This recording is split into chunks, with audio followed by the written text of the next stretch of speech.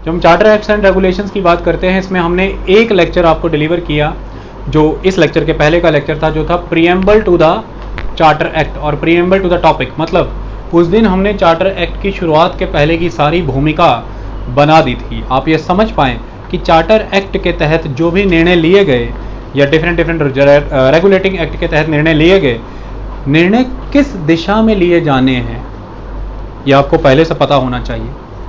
Decision किस direction में जाने वाले हैं, डिसीजन का डायमेंशन कैसा होने वाला है, उससे पॉलिटिकल स्ट्रक्चर कैसा जन्म लेगा और एडमिनिस्ट्रेशन कैसे काम करनी चाहिए, ऐसा ब्रिटिशर्स क्या एक्सपेक्ट कर रहे हैं, उसके लिए हमारा वो एक्ट एंड रेगुलेशंस का पहला लेक्चर बहुत इंपॉर्टेंट था। आपको आइडियोलॉजिकल सिस्टम कवर होता है इंडिया का, आपको सारी भूमिकाएं समझ आई।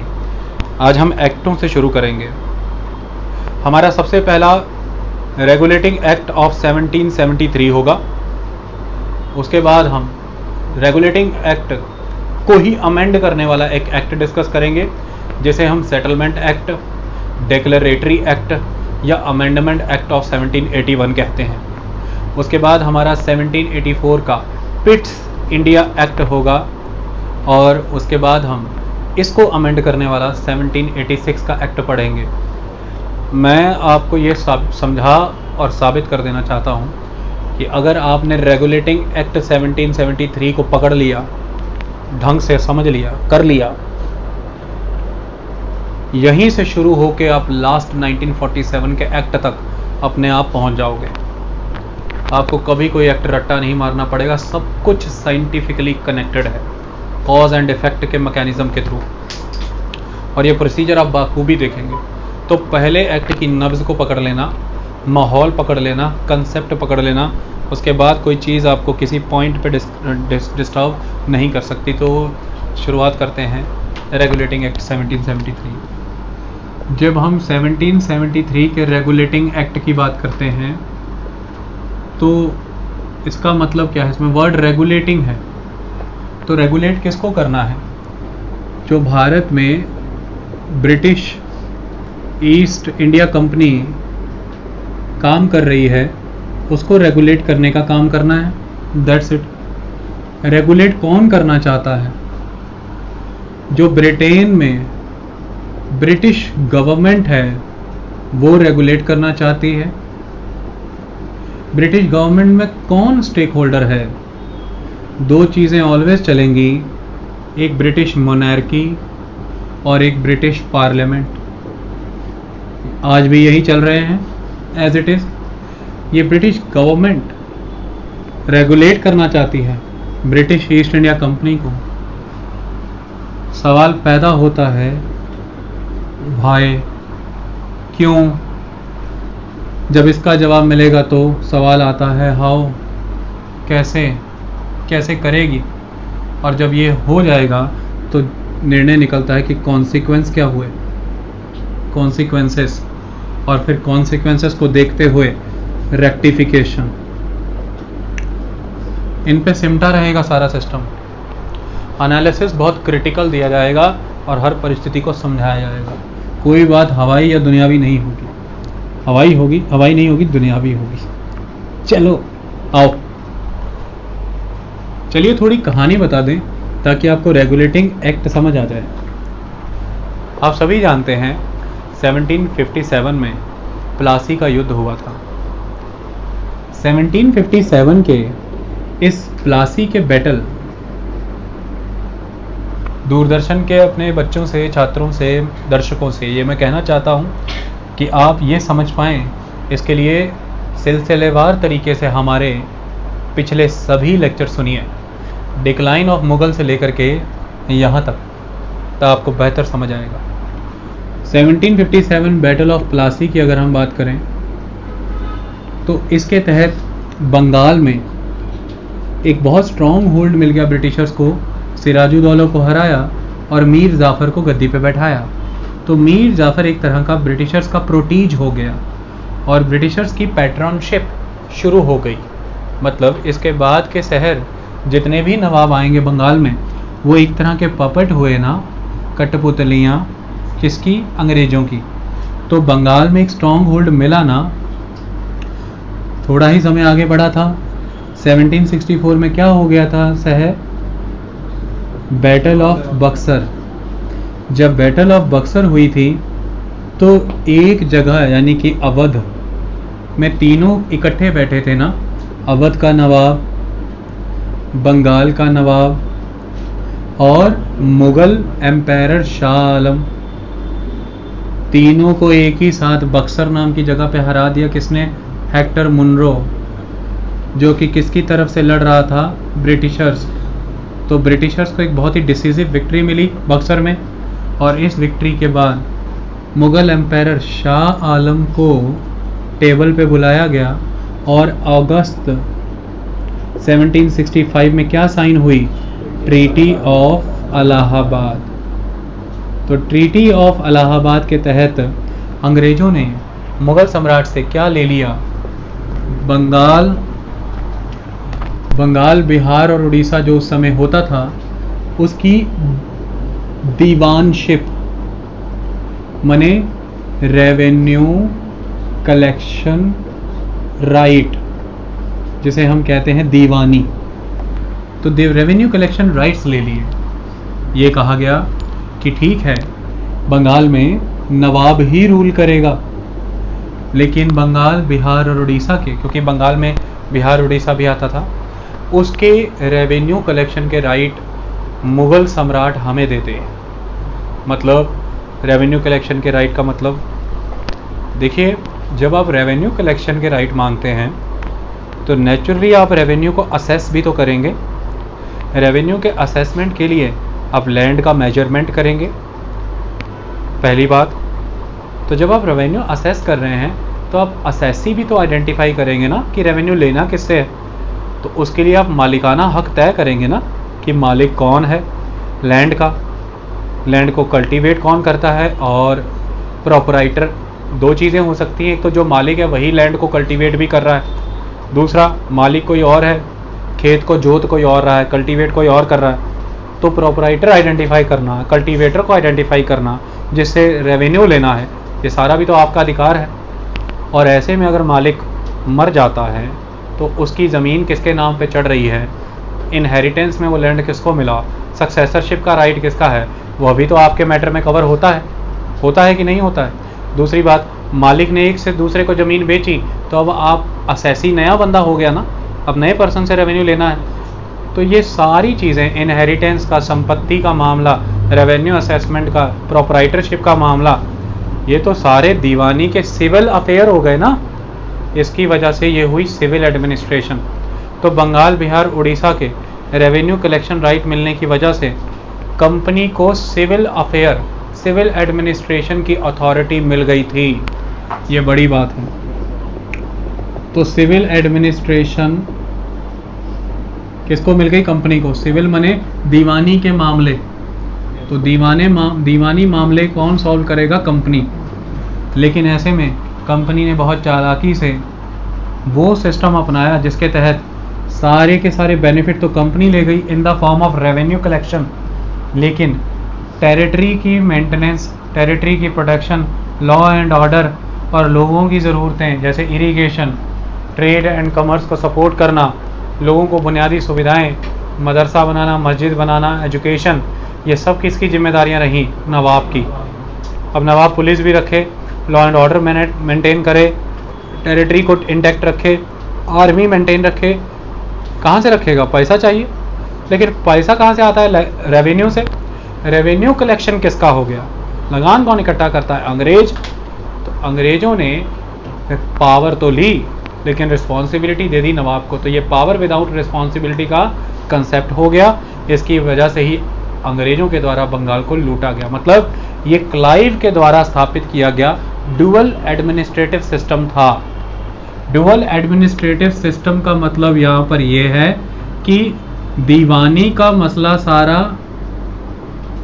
ब्रिटिशर्स के पास है, तो सिविल मैटर सारे ब्रिटिशर्स मैनेज करेंगे, लेकिन सारे के सारे मिलिट्री अफेयर्स, सारे के सारे क्रिमिनल अफेयर्स कौन हैंडल करेगा? नवाब। तो मिलिट्री है, क्रिमिनल जिसे हम कह देते हैं, पुलिस मामले हैं, ये सारे नवाब हैंडल करेगा, मतलब इसे कहा जाता था निज़ामत। मतलब नाजिम कौन है? नवाब ही है। तो निज़ामत के मामले, तो निज़ामत का मामला नवाब, और सिविल मने दीवानी, दीवानी का मामला ब्रिटिशर्स। तो इस तरह से पूरा स्टेट दो हिस्सों में बटा, एक क्रिमिनल, मिलिट्री और पुलिस अफेयर्स, टेरिटोरियल अफेयर्स, निज़ामत, और एक सिविल, लैंड और दीवानी, वो है ब्रिटिश। ओके, ऐसे में आप ज़मीन के मुद्दे हैं, जायदाद का मसला है, लोगों के बीच में लड़ाई झगड़ा, नॉर्मल अगर कोई दस्तावेजों की फॉर्जरी हुई, इस तरह के कोई भी मामलों के लिए आपको इंस्टीट्यूशन तो देने पड़ेंगे ना, आपको एक तंत्र, सिस्टम तो खड़ा करना पड़ेगा। तो बंगाल, बिहार, उड़ीसा की दीवानी मिलने के साथ ही ब्रिटिशर्स के सामने अब एडमिनिस्ट्रेटिव ऑर्गेनाइजेशन खड़े करने की भी एक चैलेंज आया, और इसके तहत उन्होंने एडमिनिस्ट्रेटिव सेटअप जब लगाने की बात की, तो इसी के तहत आप देखते हैं दीवानी अदालतें बनाई गई थी ना। अदालत या कचहरी नहीं लगाएंगे तो कैसे सारे केसेस का निपटारा करेंगे। तो अब ब्रिटिशर्स के ऊपर इलाहाबाद की ट्रीटी के बाद जब दीवानी के राइट्स आए, तो फिर क्या क्या ऑब्लिगेशंस और क्या क्या उनके रिस्पॉन्सिबिलिटी एरियाज बन गए, वो एक इम्पॉर्टेंट डिस्कशन है रेगुलेटिंग एक्ट का पर्पस समझने के लिए। क्यों रेगुलेटिंग एक्ट रेगुलेट करना ही क्या चाहता है? यही करना चाहता है। ऐसे में अब क्लाइव के द्वारा ये जो सिस्टम दिया गया, इसके तहत सबसे इम्पॉर्टेंट चीज़ क्या थी? रेवेन्यू को मैनेज करना। तो रेवेन्यू को मैनेज करने के लिए रेवेन्यू इंस्टीट्यूशंस बनाने पड़ेंगे। रेवेन्यू कलेक्शन मशीनरी जिसे हम कहते हैं, ये सारी की सारी रेवेन्यू कलेक्शन मशीनरी जो थी, रातों रात खड़ी करनी मुश्किल थी। लैंग्वेज का इशू था, लोगों से जानकार नहीं थे ब्रिटिश ऑफिसर्स, और लोकल इन्फ्लुएंशियल सेगमेंट जो पहले दिन से ही लगान इकट्ठा कर रहा है, चाहे वो ज़मींदार है, चाहे वो दीवान उसको कह लें, चाहे वो राजा है, कोई भी है, ताल्लुकदार है, जोतेदार है, कोई भी है, उसको एकदम से रिप्लेस करना पॉसिबल नहीं था, क्योंकि विलेजर्स की सपोर्ट आज भी उसको थी। तो local influential segment, lack of the knowledge, lack of the administrative machinery of the britishers, lack of the training amongst them, training नहीं थी उन लोगों के पास, and lack of the knowledge of the Indian revenue system, ये सारी चीज़ों ने क्लाइव को मजबूर किया कि वो लोकल सिस्टम को रिटेन करें। लेकिन हर एक सिस्टम के ऊपर एज अ सुपरवाइज़र ब्रिटिश को बैठाया गया। तो ब्रिटिशर्स ने सुपरवाइज़र का रोल लिया, लेकिन मेन मशीनरी में लोकल एलिमेंट को ही यूटिलाइज किया गया था। इस तरह से रेवेन्यू इंस्टीट्यूशन के अंदर रेवेन्यू कलेक्शन मशीनरी क्लाइव ने दी। ओके, समय आगे बढ़ा, वारन हेस्टिंग का समय आया, और इसके समय में चीज़ों को और ऑर्गेनाइज किया। वारन हेस्टिंग्स ने, डुअल सिस्टम समझ आ गया बंगाल का। वारन हेस्टिंग्स ने डिस्ट्रिक्ट कलेक्टर का सिस्टम शुरू किया, और इस डिस्ट्रिक्ट कलेक्टर सिस्टम के तहत वारन हेस्टिंग कलेक्ट्रेट सर्कल्स प्रिपेयर करता था एक एरिया के, और वहाँ से डिस्ट्रिक्ट कलेक्टर की रिस्पॉन्सिबिलिटी होती थी रेवेन्यू कलेक्शन कराना। इसी के अंदर जुडिशियल पावर्स भी डाली गई, ये दंड भी दे सकता था और ये निपटारा भी कर सकता था लोगों का। ये एक सिस्टम खड़ा रहा। इस सिस्टम के तहत हमने देखा कि डिस्ट्रिक्ट कलेक्टर डिस्ट्रिक्ट मैजिस्ट्रेट के तौर पे बहुत ताकतवर हो जाता था। तो हमने फील किया कि ये सिस्टम उस लेवल पे ठीक नहीं। चीज़ें आगे बढ़ी, समय और बदला, और कई तरह की अदालतें एग्जिस्टेंस में आ गई। सबसे पहले आपको जो बॉटम पे दिखती थी वो नज़र आती थी सबॉर्डिनेट कोर्ट्स, उन्हें हम सबॉर्डिनेट कोर्ट्स कहते थे। ये सबॉर्डिनेट कोर्ट्स थी। इन सबॉर्डिनेट कोर्ट्स के ऊपर जब हम जाते थे, डिस्ट्रिक्ट कोर्ट्स हैं एक तरह की, इन डिस्ट्रिक्ट कोर्ट्स के ऊपर जब हम जाते थे तो दीवानी और निज़ामत अदालतें आ जाती थी। जैसे सदर दीवानी अदालत, सदर दीवानी अदालत मतलब डिस्ट्रिक्ट लेवल पर, जिले के स्तर पर ये सबॉर्डिनेट कोर्ट्स हैं जिन्हें हम डिस्ट्रिक्ट कोर्ट्स कहते थे। इसके नीचे विलेज लेवल पर भी ऑफिसर्स हुआ करते थे जो केस का निपटारा कर दिया करते थे। हम मेनली डिस्ट्रिक्ट लेवल पर लेते हैं, तो सबॉर्डिनेट कोर्ट्स डिस्ट्रिक्ट लेवल पे काम करती थी। उसके ऊपर हम पूरी प्रोविंस की बात करें तो उसके लेवल पर दीवानी और निज़ामत दो अदालतें थी।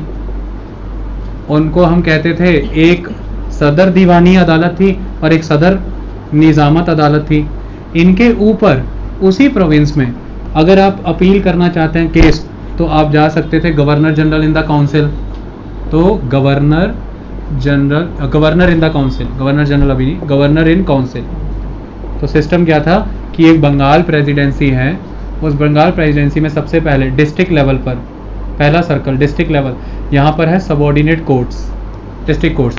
नेक्स्ट सर्कल पूरा का पूरा प्रोविंस लेवल पर अगर हम देखें तो प्रोविंस लेवल पर एग्जिस्ट करती हैं सदर दीवानी और सदर निज़ामत, इन्हें हम प्रोविंशियल कोर्ट्स कहते थे। और इनके ऊपर एग्जिस्ट करता है गवर्नर इन काउंसिल, आप उसके पास जा सकते हैं। तो सबऑर्डिनेट कोर्ट से अपील लेकर के आप प्रोविंशियल कोर्ट्स के पास जाते थे, सदर दीवानी, सदर निज़ामत अदालत, उनसे अपील लेकर के आप गवर्नर इन काउंसिल के पास जाते थे। ऐसा सिस्टम एक इंडिया में एग्जिस्ट कर रहा था। तो इस तरह का अदालती प्रोविज़न रखा हुआ था और रेवेन्यू कलेक्शन के लिए लोकल मशीनरी को यूटिलाइज़ किया जा रहा था।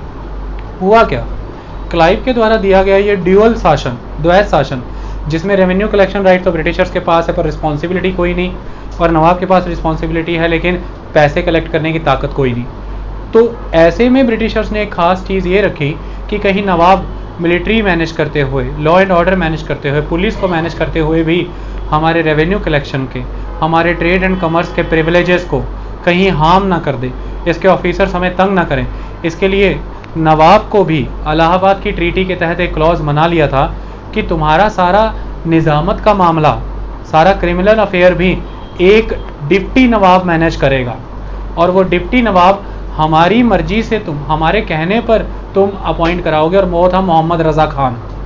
तो यानी कि अब कहने को तो निज़ामत का मामला सारा नवाब देखता है, लेकिन कंपनी का नॉमिनेटेड किया हुआ बंदा नवाब को अपॉइंट करना पड़ा है एज अ डिप्टी नवाब,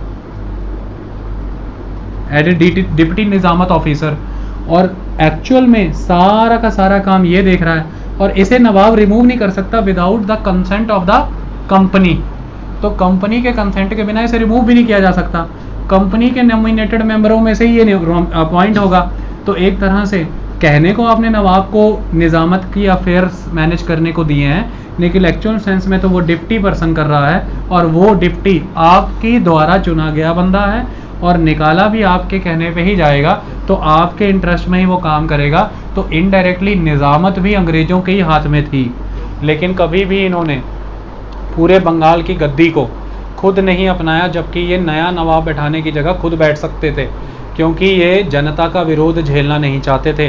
पहली बात, इन्हें लगता था जनता विरोध कर देगी अगर उनका नवाब ख़त्म हुआ तो, और अभी ये समय नहीं है कि हम उनका विरोध झेलें। दूसरी सबसे इंपॉर्टेंट एस्पेक्ट, इन्हें ऐसा लगता था कि हम क्यों रिस्पॉन्सिबिलिटी संभाले बंगाल प्रोविंस की, हम क्यों लोगों के वेलबींग के लिए, उनकी ग्रोथ के लिए खर्चा करें, इसे नवाब को ही करने दो। और तीसरा उन्हें ये था कि कंपनी एक प्रॉफिट मेकिंग ऑर्गेनाइजेशन है, इसका पॉलिटिक्स से कोई लेना देना नहीं है, हमें सिर्फ कमर्शियल एस्पेक्ट में रहना है, हमें पैसा कमाना है, पॉलिटिक्स नवाब के ही हाथों में रही तो ठीक है। और चौथा इन्हें ये था कि नवाब जब जिम्मेदारियां निभा नहीं पाएगा तो नवाब की छवि खुद ही ख़राब हो जाएगी। ऐसे में धीरे धीरे लोगों के मन में अगर नवाब को लेकर के और नवाब की मशीनरी को लेकर के कोई ऐसा एस्पेक्ट है कि वो उसे सपोर्ट करेंगे, वो ख़त्म हो जाएगा। और समय आने पर जब हमारे ऑफिसर्स के और हमारे पास एक सही अमाउंट ऑफ एक्सपर्टीज़ और ट्रेनिंग आ जाएगी तो फिर हम सीधा रूल भी करेंगे, ऐसी भी कोई बात नहीं। ये सारे कारण थे कि उन्होंने मुखौटे के तौर पर नवाब को सामने रखा, लेकिन ताकत सारी डिप्टी के थ्रू अपने हाथ में रखी, और उधर से दीवानी का मामला तो सीधा अपने हाथ में ही है। ये सारा चल रहा था। हुआ क्या इससे, इन सारे तंत्र की वजह से बैटल ऑफ बक्सर के बाद, ये जो इलाहाबाद की संधि के बाद क्लाइव ने जो बंगाल में प्रबंध किया है, इसे बंगाल का मैनेजमेंट सिस्टम कहते हैं, बंगाल एडमिनिस्ट्रेटिव सिस्टम कहते हैं। इसमें अगर कुछ हुआ तो वो ज़बरदस्त rampant corruption, high level corruption हुई, क्योंकि ब्रिटिश ईस्ट इंडिया कंपनी तो व्यापार करती थी ही, उसके ऑफिसर्स को भी व्यापार करने की अनुमति थी, और उसके ऑफिसर्स ने बंगाल के नवाबों से जम करके रिश्वतें ली, ब्राइब। बंगाल के नवाब और नवाब के सभी ऑफिसर्स से उन्होंने जम करके ब्राइब ली। वो ये कहा करते थे कि तुम्हारा नवाब कंपनी के ही आशीर्वाद से बैठा है, तुम्हारी पोस्ट हम इंश्योर रखेंगे, तुम्हारी सिफारिश करेंगे, तुम्हें पक्का करके रखेंगे। इसके तहत लोकल ऑफिसर्स हमेशा, जो रसूखदार लोग थे, वो ब्रिटिश ऑफिसर्स को ब्राइब देते रहे। बहुत बड़े लेवल पर गिफ्ट लिए गए, और बार बार नवाबों से युद्ध के नाम पे हर्जाना लिया गया, वार इंडेमनिटी। ये सारी चीज़ों के तहत बंगाल लुटता चला गया, बंगाल ख़त्म होता चला गया, लोग सप्रेस हुए, लोग ऑप्रेस हुए। और ऐसे में ब्रिटिश गवर्नमेंट ब्रिटेन में बैठ करके यह दावा करती थी कि वर्ल्ड लेवल पे हम सिविलाइजेशन फैला रहे हैं, we are the father of the world, हम पूरे वर्ल्ड को एक पैटर्नलिस्टिक अप्रोच से देखते हैं। ऐसे में ये suppressive character British East India company का, ये ऑपरेसिव मेजर्स शायद वहाँ पे बैठे हुए लोगों को, जो ब्रिटेन में बैठे थे, वो सही नहीं लगा कि इससे ब्रिटिशर्स की एक जो मॉरल इमेज है बंगाल में और भारत में क्या बन रही है, लोग हमारे बारे में क्या संदेश पैदा कर रहे हैं, माइंड में क्या मैसेज जा रहा है कि हम कैसे लोग हैं, हैवान हैं। ये एक आस्पेक्ट था। दूसरी सबसे बड़ी बात, इसी समय में जो लोग ब्रिटिश ईस्ट इंडिया कंपनी में as a officer personal trade भी करते थे और ऑफिसर भी थे, वो रिटायर होकर के या छुट्टियों में जब वापस जाते थे, उनकी लाइफस्टाइल इतनी लग्जूरियस होती थी, वो इतने हाई स्टैंडर्ड में ज़िंदगी जीते थे कि वहाँ के लोग उन्हें एक डिस्टॉर्टेड वर्ड के साथ पुकारते थे, वो उन्हें भी नवाब कहते थे और उनका नाम पड़ा ब्रिटिश नबूब। तो वो नवाब तो नहीं कह पाते थे, उन्हें नबूब कहते थे। तो ये जो नबूब इंडिया से जाया करते थे, ये नबूबों को देख करके वहाँ के लोगों में एक जेलस की भावना उत्पन्न हुई, पहली बात।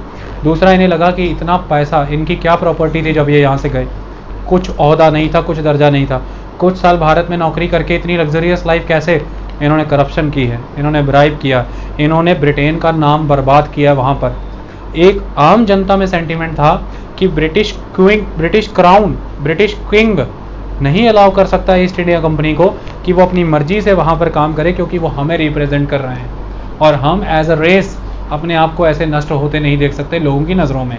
और फिर इनको ये प्रिविलेजेस क्यों मिले कि ये वहाँ पर जाकर के पैसा कमा करके लेकर के आए, ये बिल्कुल भी ठीक नहीं। तो एक ये सेंटीमेंट बहुत इंपॉर्टेंट था। तीसरा, मिसमैनेजमेंट, बहुत ज़बरदस्त वे में मिसमैनेजमेंट हुई कंपनी की। बंगाल की एडमिनिस्ट्रेशन मैनेज ही नहीं हो पाई, बहुत हाई लेवल पर वहाँ पर मिसमैनेज हुई। ये सीधे सीधे देखने में मिला क्योंकि रेवेन्यू कम होने लगे थे, प्रोडक्शन कम होने लगी थी और उस पर बहुत ज़बरदस्त 1770 का बंगाल फैमिन इस बात का प्रमाण था कि बहुत हाई लेवल पर मिसमैनेजमेंट कर दी गई है ब्रिटिश ईस्ट इंडिया कंपनी और क्लाइव के द्वैत शासन ने, ड्यूअल सिस्टम ने।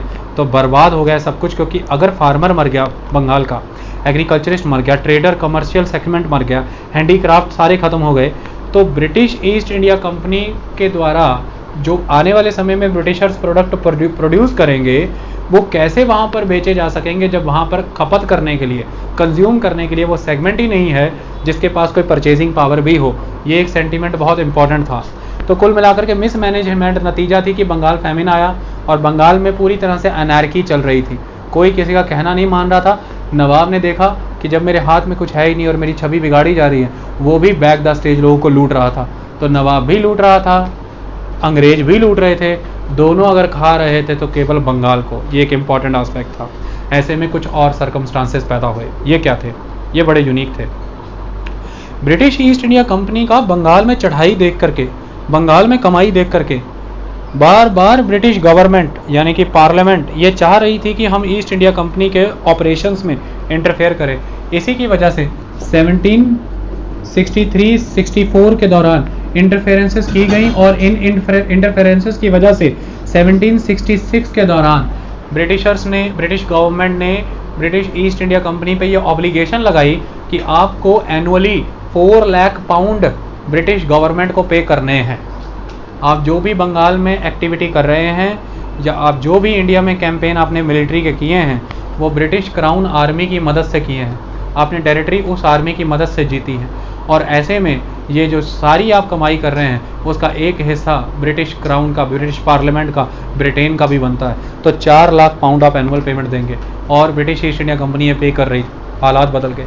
1768 ऑनवर्ड ब्रिटिशर्स के कॉटन की मांग, ब्रिटिशर्स की टी की मांग अमेरिका में पूरी तरह से निल हो गई, क्योंकि इन सालों के दौरान, इन ईयर्स के दौरान अमेरिका में एंटर हुए द डच स्मगलर्स, यानी कि वो अमेरिका जो लगभग 100% T British East India company से मंगाता था और ब्रिटिश ईस्ट इंडिया कंपनी उसे भारत और अदर कंट्रीज़ में उगाने का काम करती थी प्लांटेशन एग्रीकल्चर के थ्रू। उसने बड़े पैमाने पर गोदाम भर रखे थे, बहुत सारी इन्वेंट्री स्टॉक रखी थी, लेकिन 1768 onward due to the Dutch smugglers 85% tea की अमेरिका की रिक्वायरमेंट डच स्मगलिंग के थ्रू सेटिस्फाई होने लगी। ब्रिटिश ईस्ट इंडिया कंपनी की टी की रिक्वायरमेंट ख़त्म हुई और ब्रिटिश ईस्ट इंडिया की आमदनी वहाँ से बंद हुई। इसकी वजह से वो जो उनकी इन्वेंट्री थी उसने कर्जा चढ़ा दिया ब्रिटिश ईस्ट इंडिया कंपनी के सर पर, यहाँ पर कर्जे में डूबी, पहली बात। दूसरा, 1767 से 1769 के बीच में बहुत ज़बरदस्त ब्लो दिया हैदर अली ने एंग्लो मैसूर वार में। फर्स्ट एंग्लो मैसूर वार में मुंह की खानी पड़ी अंग्रेज़ों को और उस युद्ध में बहुत ज़बरदस्त नुकसान हुआ। तो 1768 में टी की डिमांड फॉल कर गई। 1767 से 1769 के बीच में एंग्लो मैसूर युद्ध हार गए। युद्ध से कोई वार इंडेमनिटी नहीं मिली, उल्टा नुकसान हर्जाना भरना पड़ गया। और तीसरी सबसे इम्पोर्टेंट बात, 1770 का बंगाल फैमिन, बंगाल में फैमिन आ गया। ये सारी सिचुएशन एक साथ एग्जिस्ट कर गई। ऐसे में 1772 में ब्रिटिश ईस्ट इंडिया कंपनी ने ब्रिटिश गवर्नमेंट के पास लोन के लिए अप्लाई किया और ये कहा कि हमें 1 लाख पाउंड लोन चाहिए।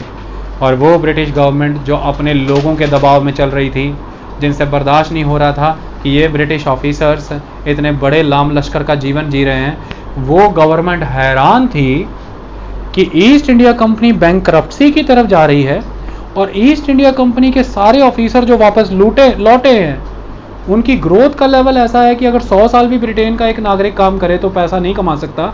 ये पैराडॉक्स कैसे? तो लोन तो मिला लेकिन शर्तों से, और ये था death nail of the British East India company. British East India company ने अपना डेथ वारंट खुद निकलवाया लोन के पेपर के तौर पे, अपना डेथ एग्रीमेंट खुद साइन करा लिया कि आओ वो प्राइवेट कंपनी जिस पे किसी का नहीं चलता था जोर, आज वो प्राइवेट कंपनी लोन लेने के चक्कर में गवर्नमेंट की स्क्रूटिनी में आई और गवर्नमेंट की शर्तें मानी। और 1772 में यही लोन एप्लीकेशन के माध्यम से गवर्नमेंट ने बोला कि एक सेलेक्ट और एक सीक्रेट 2 कमेटियां अपॉइंट की जाएंगी, वो जांच करेंगी कि हुआ क्या है भारत में। कैसे ये हो गया कि एम्प्लॉय अमीर हो गए, कंपनी बैंकरप्ट हो गई। क्यों? क्योंकि ईस्ट इंडिया कंपनी सिर्फ एक व्यापारी कंपनी नहीं। ब्रिटिश पार्लियामेंट ने ईस्ट इंडिया कंपनी को यह तर्क दिया कि आप सिर्फ एक ट्रेडिंग कंपनी नहीं, आप हमारे ब्रिटेन की आर्मी, ब्रिटेन के स्पॉन्सर्ड शिप्स और ब्रिटिश इम्पेरियलिज्म को दर्शाते हो। यानी कि पूरे वर्ल्ड लेवल पर जो टेरिटरीज आप जीतते हो वो ब्रिटिश एम्पायर है, जो वहाँ पे आप ट्रेड करते हो वो आपका कमर्शियल इंटरेस्ट है। तो you are the representative of the crown, you are earning somewhere British empire and you are serving the British imperialist interest. तो हमारा पूरा हक बनता है कि हम ये जाँचें कि तुम कैसा बिहेव कर रहे हो, हमें कैसे रिप्रेजेंट कर रहे हो और हमारे एम्पायर को क्या खतरा है क्या नहीं।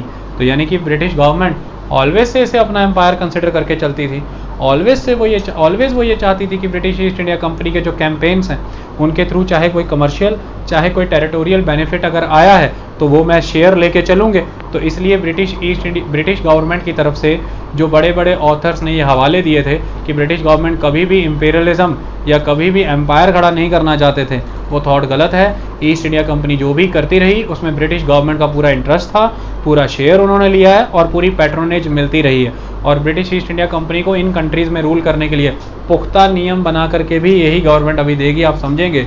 और उस सेलेक्ट कमेटी की और सीक्रेट कमेटी की जो रिपोर्ट्स आती हैं उस रिपोर्ट्स के आधार पर बनता है द रेगुलेटिंग एक्ट 1773। बात समझ में आई?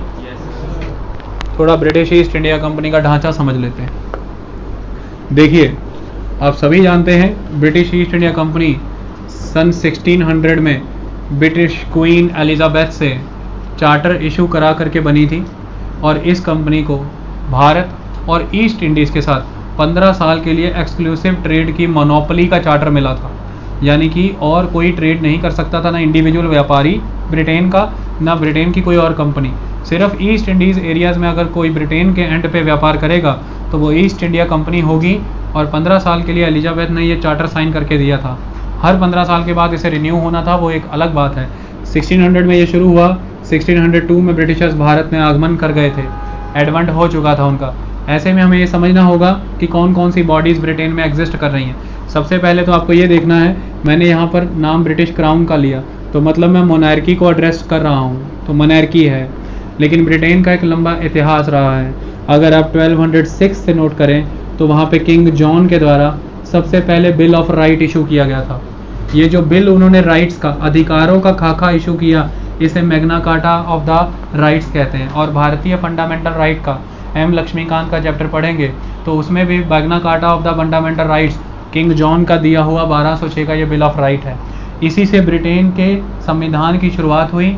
इस बिल ऑफ राइट के ऊपर सदियां बीतते हुए नए शासक, नए राजा आते गए, नए नए डॉक्यूमेंट इकट्ठे होते गए, इसलिए 800-900 सालों में बना हुआ ये कॉन्स्टिट्यूशन है, इसलिए इसे अनरिटन कॉन्स्टिट्यूशन कहते हैं। ये एक टाइम फ्रेम के अंदर एक टीम ने मिलकर के एक समय सीमा में बनाया नहीं है, ये लंबे अभियान के तौर पर बना है, that's why it is not written constitution. लेकिन इंडियन कॉन्स्टिट्यूशन 2 साल 11 महीने 18 दिन में एक टीम ने समयबद्ध तरीके से एक फॉर्मेट के ऊपर बनाया है, तो it is a written constitution. लेकिन ये है अनरिटन कॉन्स्टिट्यूशन जो समय दर समय इवॉल्व होता चला गया, और अल्टीमेटली ये जो अनरिटन कॉन्स्टिट्यूशन है, इसी अनरिटन कॉन्स्टिट्यूशन की एक मुहिम के तहत ये रेगुलेटिंग एक्ट भी आएगा। तो वो किंग जॉन के 1206 के उस बिल ऑफ राइट में ही जुड़ता हुआ एक और अध्याय है जो हम पढ़ने जाएंगे। अब हुआ क्या, ब्रिटिश किंग सयाने थे, वो ये देख रहे थे कि फ्रांस में, जर्मनी में माहौल बदल रहा है, धीरे धीरे वहाँ के लोग उत्साहित हो रहे हैं, धीरे धीरे वो लोग अग्रेसिव हो रहे हैं, वो ये चाहते हैं कि उनके द्वारा रूल किया जाए, मोनार्की ख़त्म हो, किंग ख़त्म हो। तो ब्रिटिश मोनार्क बाकी देशों से लेसन ले करके लोगों को एकोमोडेट करते गए, पॉलिटिक्स में जगह देते चले गए। इसे धीरे धीरे मोनार्की एक ग्रुप को खड़ा करती चली गई साइमल्टेनियसली, और वो थे पार्लियामेंटेरियंस। तो धीरे धीरे प्रोग्रेसिवली पार्लियामेंट भी एग्जिस्टेंस में आ चुका था। इसलिए जब क्वीन एलिजाबेथ ने चार्टर साइन किया, इसके आने वाले सालों में आपको पार्लियामेंट भी ऑब्जर्व होने शुरू हो जाएगा। हम जब बात 1757 की भारत में कर रहे हैं, तो ऐसे में हमें आपको ये बात ध्यान रखनी पड़ेगी कि ब्रिटेन में आपको 2 बॉडीज़ बहुत स्ट्रांगली नजर आएंगी। उसमें से पहली बॉडी मोनार्की है, तो दूसरी पार्लियामेंट है। इसे हम कहते हैं गवर्नमेंट। यही रीज़न है कि ब्रिटिश मोनार्क को उस लेवल पर खिलाफत नहीं झेलनी पड़ी, क्योंकि ये अकोमोडेट करते गए लोगों को, पार्लियामेंट बनती गई, और टिल डेट आज दिन तक मोनार्क अगर वर्ल्ड लेवल पर सेलिब्रेट होता है और उसकी कोई रिस्पेक्ट है और उसकी पॉलिटिक्स में जगह बहुत ज़बरदस्त है, तो वो ब्रिटिश मोनार्की है। ये उनका ग्रेजुअल एकोमोडेशन का एक स्टांस था जो उन्हें बचा गया। बाकी फ्रांस, जर्मनी, हर जगह पर राजशाही उखाड़ करके फेंक दी गई थी, क्रांतियाँ हो गई थी। ब्रिटेन में ऐसे क्रांतियाँ नहीं मिलती हैं, क्योंकि वहाँ के शासक ने लेसन लिया और धीरे धीरे अकोमोडेट करता चला गया। ये इंपॉर्टेंट है। तो गवर्नमेंट की बात जब आएगी तो वह मोनार्क एंड पार्लियामेंट इकट्ठे हैं, तो गवर्नमेंट है। इसके साथ साथ ईस्ट इंडिया कंपनी है। ईस्ट इंडिया कंपनी जब बनी थी, उसने क्या कहा था कि इतने सारे शिप चाहिए, इतने बड़े पैमाने पर सैनिक चाहिए, इतने हाई लेवल पर राशन चाहिए, नई टेक्नोलॉजी चाहिए, इसके लिए पैसा जुटाना है। उसने अपने पूरे देश के सभी व्यापारियों को जोड़ा, जितने बड़े व्यापारी थे वो एक साथ आए, और फिर लोगों को कहा कि आप हमारे अंदर इन्वेस्ट करिए। तो शेयर होल्डर खड़े हुए, तो ब्रिटिश ईस्ट इंडिया कंपनी में लोगों ने स्टॉक परचेज किए और शेयर होल्डर्स का एक वर्ग खड़ा हो गया। इन्हीं शेयर होल्डर्स में से शेयर होल्डर कितनी शेयर होल्डिंग आप रखते हैं, उसके बेसिस पर वो मेंबर चुने गए जो ब्रिटिश ईस्ट इंडिया कंपनी के ऑपरेशंस को कंट्रोल करते हैं, रेगुलेट करते हैं और प्लानिंग करते हैं। उन्हें हम कहते हैं डायरेक्टर्स। तो एक बॉडी खड़ी हुई, कोर्ट ऑफ डायरेक्टर्स। एक कोर्ट ऑफ डायरेक्टर्स है। ये कोर्ट ऑफ डायरेक्टर्स चुनने का काम किया शेयर होल्डरों ने। तो शेयर होल्डर कौन हुए? Court of proprietors. Court of proprietors. तो कोर्ट ऑफ प्रोपराइटर शेयर होल्डरों से बनता था, कोर्ट ऑफ डायरेक्टर डायरेक्टरों से बनता था।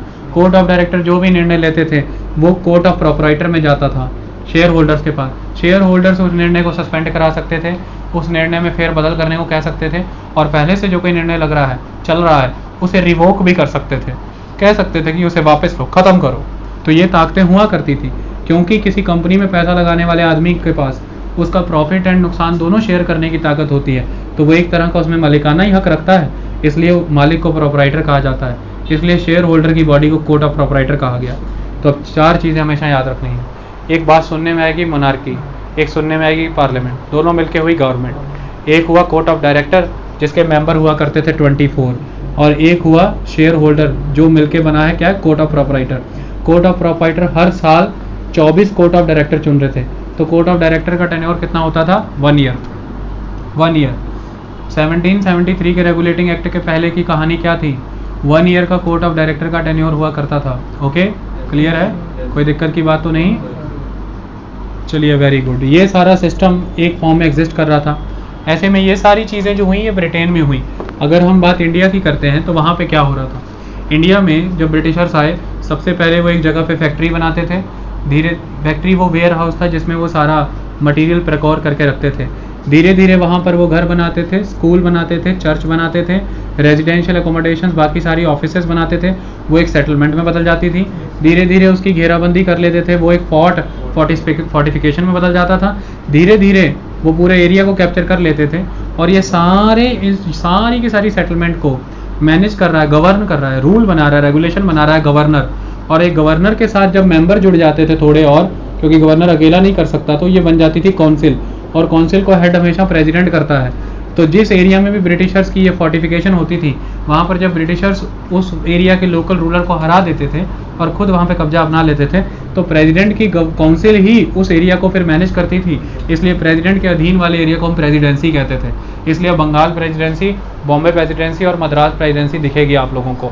तो भारत में ये अपरेटस एग्जिस्ट कर रहा है, governor in the council, and वो कहाँ है? प्रेसिडेंसी में। वो क्या है? Bengal presidency, Bombay presidency and Madras presidency. 3 presidency आपको याद रखनी है। ये 1773 के पहले का सारा सिस्टम है जो एग्जिस्ट कर रहा है। अब हम पढ़ाई करेंगे कि 1773 ने किस तरह के परिवर्तन करके दिए, क्या फेरबदल हुआ, और उसे हम रेगुलेटिंग एक्ट क्यों कहते हैं। रेगुलेटिंग एक्ट 1773 क्या खासियत थी?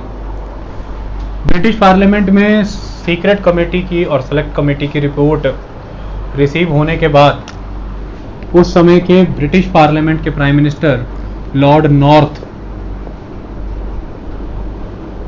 ने यह प्रपोजल पेश किया वहां की पार्लियामेंट में, हमें ये रूल्स एंड रेगुलेशंस लेकर के आने चाहिए। देखिए ध्यान से वर्ड रेगुलेट को समझिए,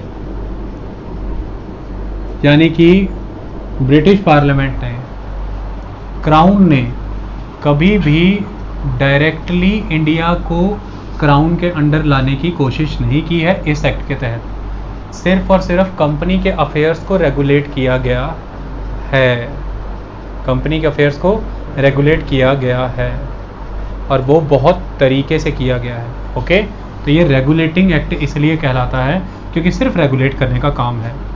कैसे किया जाएगा? सबसे पहले तो ये तय करना था कि जो ब्रिटिश ईस्ट इंडिया कंपनी है, ब्रिटिश ईस्ट इंडिया कंपनी, उसका कोर्ट ऑफ डायरेक्टर से रिलेशन क्या हो। ब्रिटिश ईस्ट इंडिया कंपनी का कोर्ट ऑफ डायरेक्टर से रिलेशन क्या हो। दूसरा, इंडिया में जो प्रेसिडेंसीज हैं, बंगाल प्रेसिडेंसी, मद्रास प्रेसिडेंसी और बॉम्बे प्रेसिडेंसी, अभी तक क्या होता था 1773 के रेगुलेटिंग एक्ट के पहले? बॉम्बे, मद्रास एंड बंगाल प्रेसिडेंसी के governor and council ultimately independent थे एक दूसरे से। एक दूसरे की प्रेसिडेंसी में कोई हस्तक्षेप नहीं था, कंप्लीट इंडिपेंडेंस के साथ बिहेव करते थे, और सब तीनों की सीधी जवाबदेही कोर्ट ऑफ डायरेक्टर को थी। तीनों सीधे कोर्ट ऑफ डायरेक्टर को जवाबदेह थे। मतलब बंगाल प्रेसिडेंसी बॉम्बे और मद्रास प्रेसिडेंसी से सुपीरियर नहीं थी, तीनों इक्वल थे। ऐसे में ये तय करना था कि ये प्रेसिडेंसीज का आपस में रिलेशन क्या हो, पहली बात। दूसरी बात, तीसरा, कोर्ट ऑफ डायरेक्टर का गवर्नमेंट से रिलेशन क्या हो।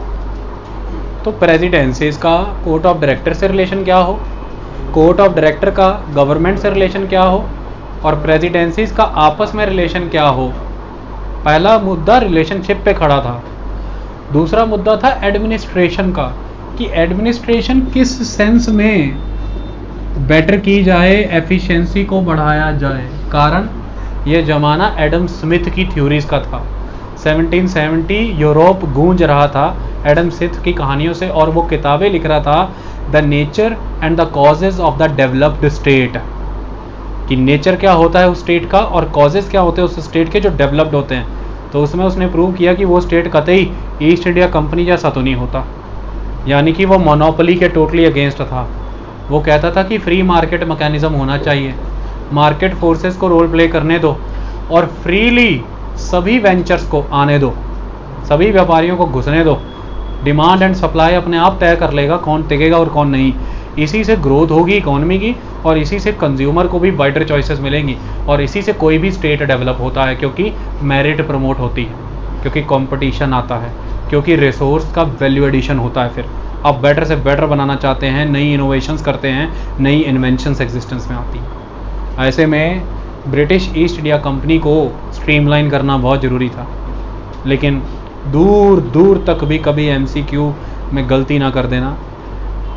ब्रिटिश गवर्नमेंट बहुत अच्छे से जानती थी कि किसी हाल भी इस समय ब्रिटिश ईस्ट इंडिया कंपनी को छेड़ा नहीं जा सकता, तो मोनोपोलिस्टिक ट्रेड प्रैक्टिसेस क्या ख़त्म हुई रेगुलेटिंग एक्ट से? मतलब ही नहीं बनता। तो ब्रिटिश ईस्ट इंडिया कंपनी की मोनोपोली बनी रही ट्रेड में, कहीं ख़त्म नहीं की गई। क्यों?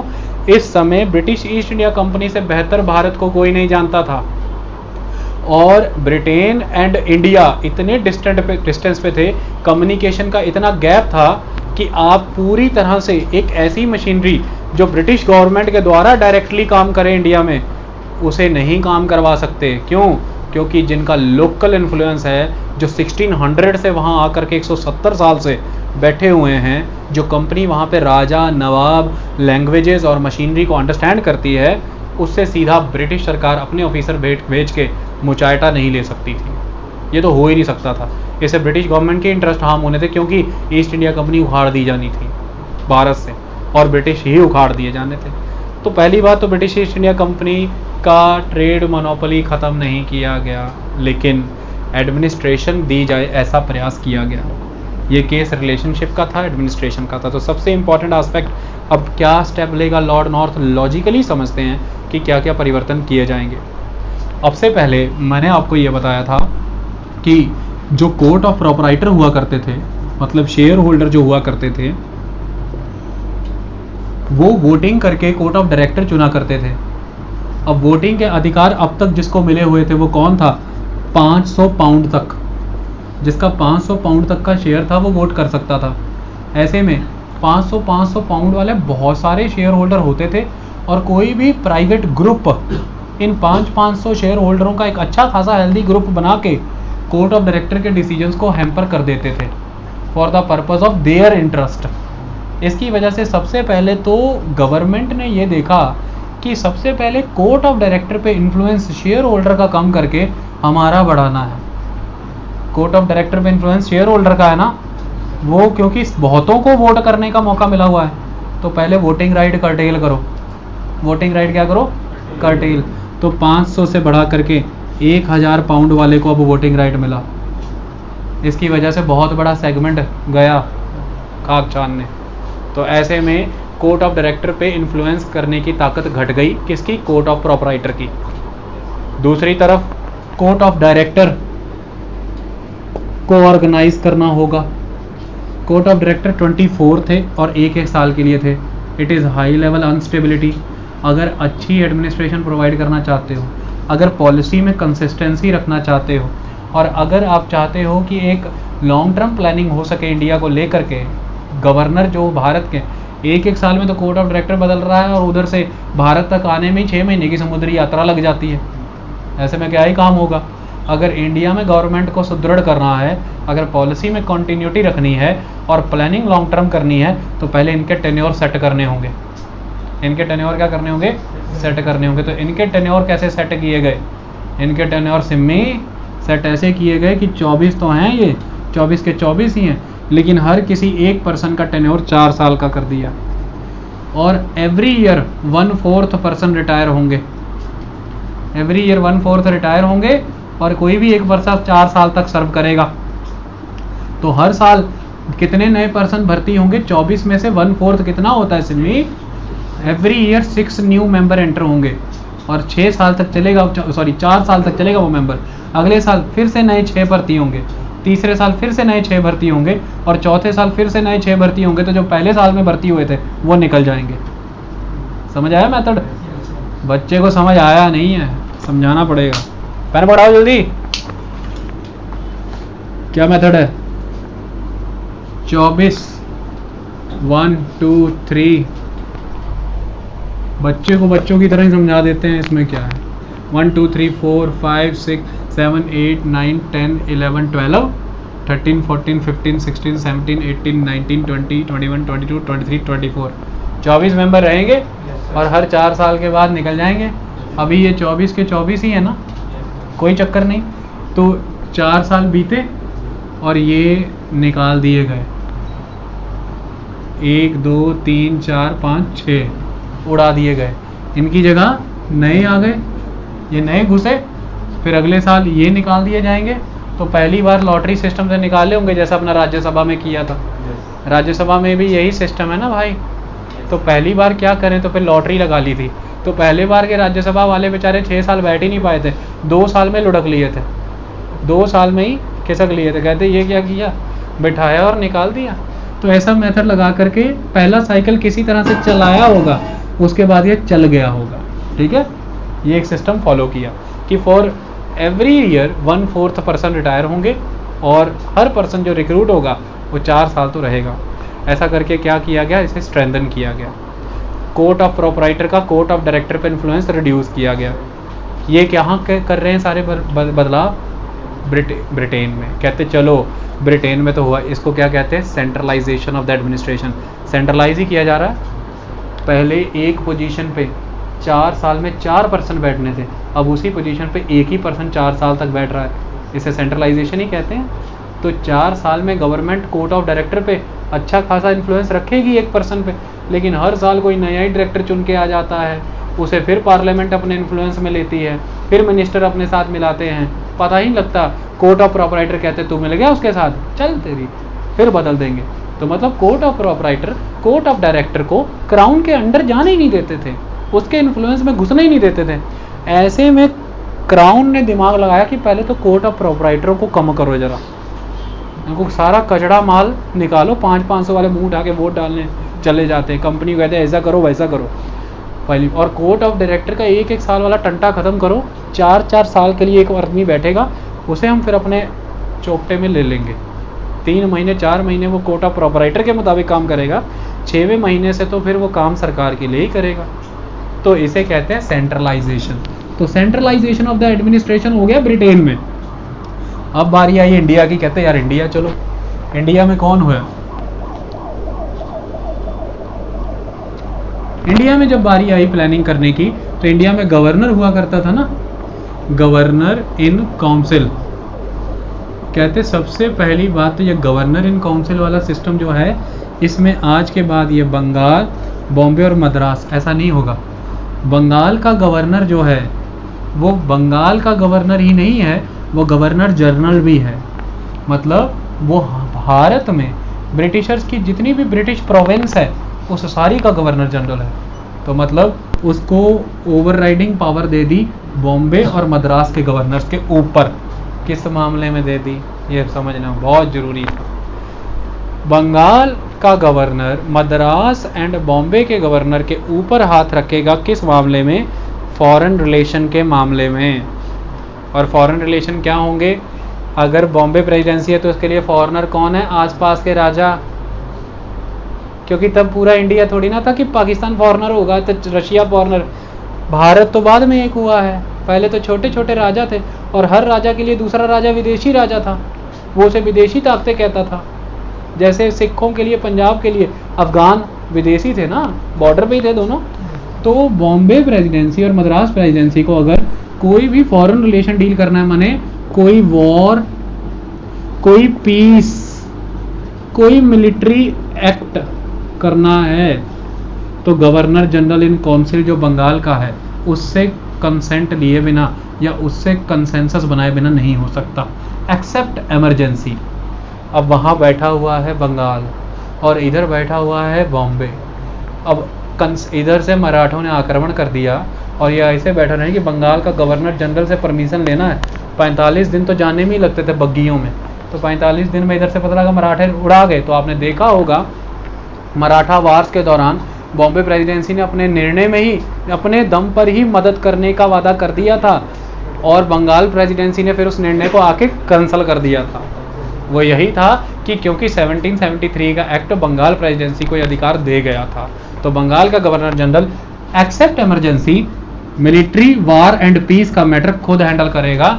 ये कुछ नहीं कर सकते दोनों। बाकी मामलों में बॉम्बे और मद्रास अपना काम करे, बाकी मामलों में करे। ओके, तो इंडिया में भी सेंट्रलाइज हुआ कि नहीं हुआ, बंगाल के अंदर ले आए कि नहीं ले आए एक तरह से। और बंगाल के अंदर लाने का मतलब क्या है, ब्रिटिश एम्पायर की कैपिटल अब कौन हो गया, बंगाल कैपिटल हो गई एक तरह की, ये डिक्लेयर ही हो गया क्योंकि वो कैपिटल हो गई ना, स्ट्रॉन्ग सेंटर तो वही हो गया। अब दूसरी बात, बंगाल में काम कैसे होगा, बंगाल में एक गवर्नर